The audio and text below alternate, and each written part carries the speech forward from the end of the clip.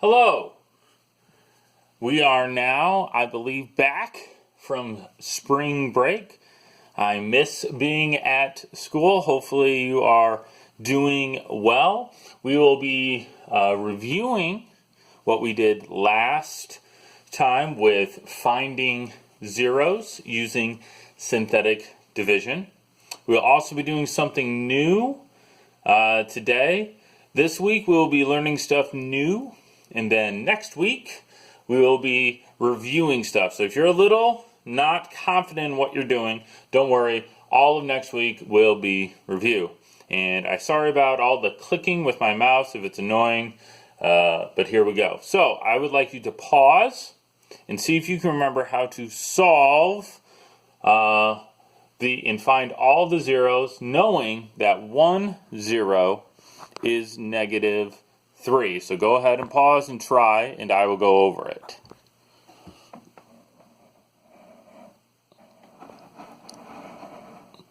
There, I zoomed in a little more.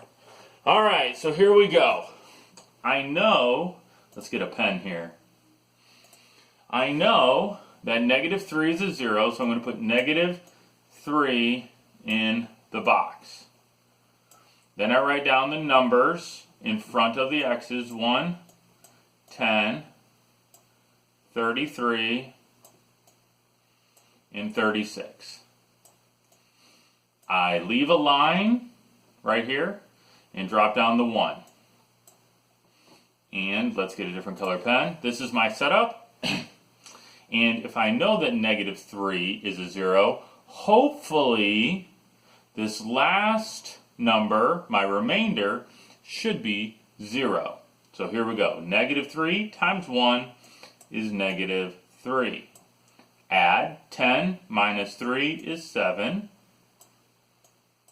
Negative 3 times 7 is negative 21.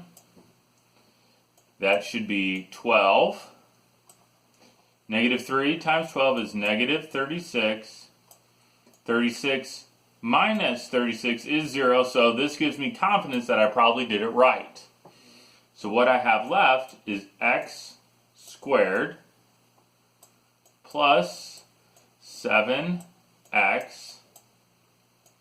plus 12. Then I want to set this equal to 0 and solve. So I will set this equal to 0 and solve. I should use X games and factor. Factor. I believe if you factor, you get x plus 3 and x plus 4. My final answers are, I set this parenthesis equal to 0, and I get an answer of x equals negative 3. And I set this parenthesis equal to 0, equals negative 4.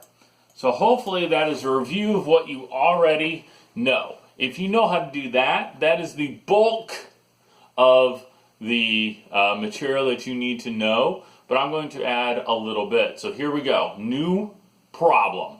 New problem.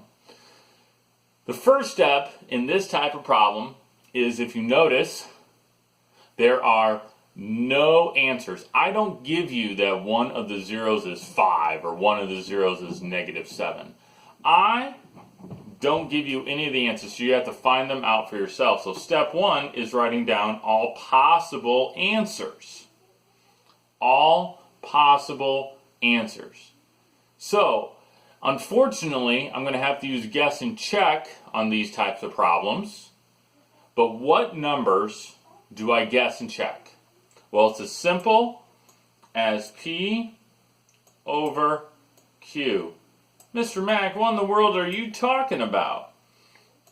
I think I will simplify this later, but some of you are going on to pre-calc, so I wanted to show you everything. P is what multiplies to give me 18. Okay, what multiplies to give me 18? We're going to write that down in a second. What multiplies, I'll put the little time sign, what multiplies to give me 18? And Q is what multiplies to give me 2. What multiplies to give me 2? And this is nothing fancy here, I'm just trying to show you. I need to write down everything that multiplies to give me 18. So, what multiplies to give me 18? Lots of numbers. There's 1, there's 2, there's 3 times 6, so let's put 6, 2 times 9, and 1 times 18. All of those give me 18. But I believe there's another type of number. I believe that negative 2 times negative 9 gives me 18. So I need to include the negatives as well. So we do this little thing and do plus or minus, plus or minus. So we do that for both. So we have to include the positives and the negatives. So now typically the easier one is, what multiplies to give me 2? Well, that's really easy. 1 and 2, that's it. So now I need to take all of these numbers up here, divide them by these numbers. So 1 divided by 1, 2 divided by 1, 3 divided by 1. So I have plus or minus, 1 divided by 1 is 1, 1 divided by 2 is 2, 3 divided by 1 is 3, 6 divided by 1 is 6, 9, and 18. Then I'm going to divide them all by 2. 1 divided by 2 is a half. Yes, I could have a half. 2 divided by 2 is 1. I already have that. 3 divided by 2 is 3 halves, or 1 and a half. 6 divided by 2 is 3. I already have that. 9 divided by 2 is 9 halves, or 4 and a half. And then 18 divided by 2 is 9. So these are all my possible solutions. All of those are my possible solutions. Now, many of you are like, I don't understand the last 3 minutes. That's fine. Okay? I'm going to show you on the next problem what you should do. If I do not give you 1, 0, I don't say, hey, one of the answers is 5, you need to start guessing and checking. And typically, I'm going to be nice, it's either going to be 1, 2, or 3, and it could be -1, -2, or -3. So, that was just some notes for you to take. Many of you are going on to pre-calc. Here's the type of problem, and I won't make it super hard for you. So here's a problem. I don't give you any of the zeros, and I want you to find all of them. So the first thing you're going to have to do is guess and check. How in the world do you guess and check? Well, you use synthetic division. And you are looking for the remainder to be 0. You are looking for the remainder to be 0.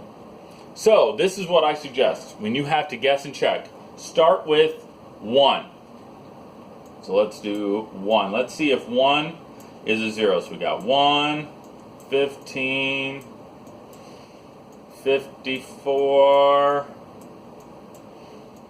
40, leave a space, bring down the 1, and let's guess and check. If you want to, pause it and see if you get the same remainder I do.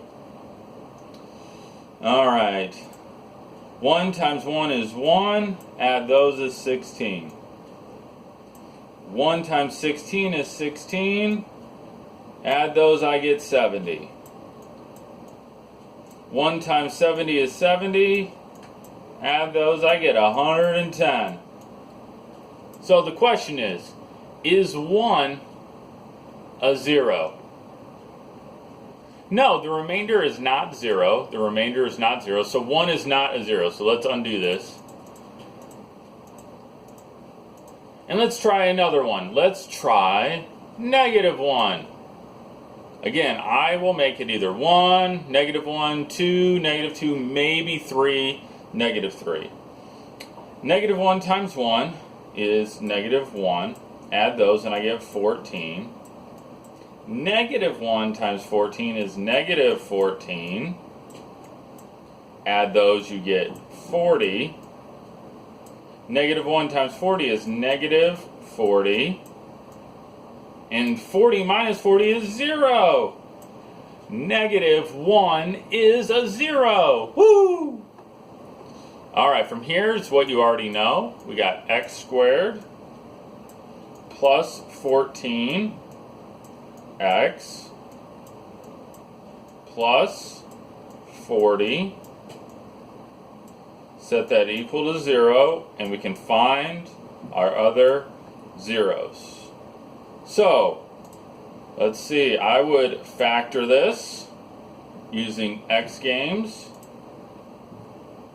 So I believe that would be x plus 10, x plus 4 equals 0. Set both of those equal to 0, and x equals negative 10 and negative 4. So that's the type of problem you're going to do. So here we go. I got one more, and then I got a joke. So what I want you to do is try this on your own. You're going to guess and check using 1, using negative 1, using 2, or negative 2. One of those is a right answer. And then you can go from there. So go ahead and pause and see if you can do this whole problem. Alright, here we go. Now I already know the answer, so that kind of helps. But again, unless I make a typo, I'm not going to give you anything that's exceptionally hard. Let's use purple. So I said, since I don't give you, hey, one of the zeros is 5, let's guess and check and use 1, negative 1, 2, negative 2. I believe 2 is a 0. Hopefully it is. 1, negative 2, 9, negative 18. Bring down the 1. And here we go. 2 times 1 is 2. Add those, I get 0. 2 times 0 is 0. Add those, I get 9. 2 times 9 is 18. Add those, I get 0. Yes! 2 is a 0. So, what do I have left? X squared, no x's, and a positive 9. Now, I gave you a difficult one. If you got to here, great job. Way to go. This is not factorable. So I'd have to use the quadratic equation. And you're not going to need to go too far. Again, if you got to here and you noticed it wasn't factorable, great job. You've done exactly what you need to do. But I'll practice using the quadratic formula, and this will lead us into what we're going to be talking about next. So, minus b, so it's going to be minus 0, there are no x's, plus or minus the square root of b squared, so 0 squared, minus 4, a is 1, and c is 9. Take the square root of all that, all over 2 times a, so it's 2 times 1. Can I do this? Oh, good. So that's going to be 0 plus or minus, and I believe that this is going to be negative 36 over 2. Now, if you got to here, you're amazing. But if you notice, if you type into a calculator, what's the square root of negative 36? Correct answer is, there is no answer. There is no answer. So we can put, hey, this only has 1 0 and it's 2. We found it by guessing and checking. There are no other zeros. This does not give me anything. However, later on, we are going to practice and actually show you what happens when we take the square root of 36. So, we will be practicing this next week. We might learn a little something new next week, but this is all you're doing this week. Please make sure you take a picture of your notes, and then you can do the homework and send those both as an email. And here is your joke of the day. Are monsters good at math? Are monsters good at math? Not unless you count Dracula. Do you guys remember this guy from Sesame Street? His actual name was The Count. One lightning bolt. All right, well, I hope you enjoyed the video. Again, take a picture of your notes and of the assignment, and we will keep practicing this. Have a wonderful day.